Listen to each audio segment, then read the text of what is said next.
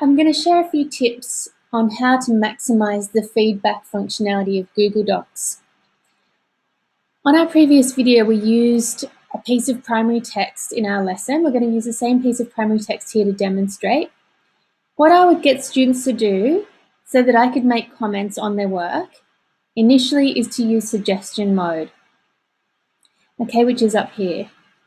So we've got Cass and Victoria working on a section of the passage, and they are to highlight all the words that indicate time. So they're going through their document, they've highlighted one of the sections on time, they've got another direct reference to time here, they've highlighted that, but I've noticed as a teacher there's not much going on in their section. So over here, they've highlighted a minute flat and all their changes come up here, which I can approve or make a comment on and ask them to correct. But if they're slowing down a little bit, I might suggest to them, why don't you use the find and replace function to find more timed words. They can see that in real time. And up the top here, they can use my tip, edit, find and replace.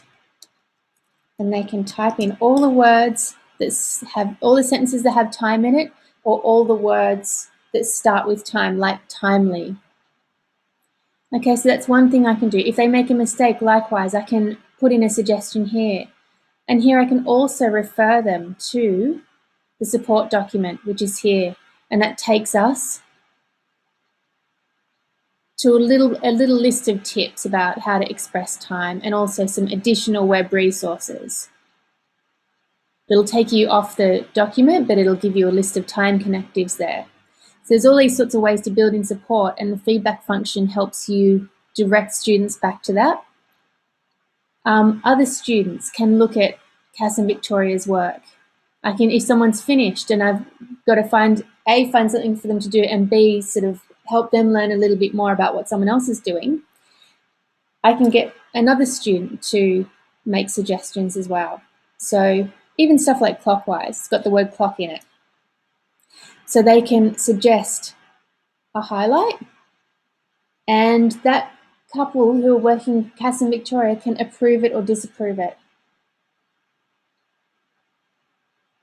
So that's just one way that you can utilize feedback in real time.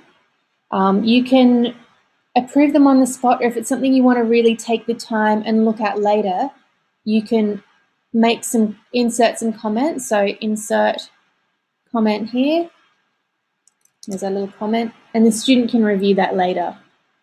And there's also a comment history. So even if they resolve it, they can go back to that history later on and see what comments you've made. It's especially handy for extended responses to be able to make those kind of comments and have a dialogue with the student here. They can write a little response saying, you don't know what you're talking about, or whatever they choose to reply with.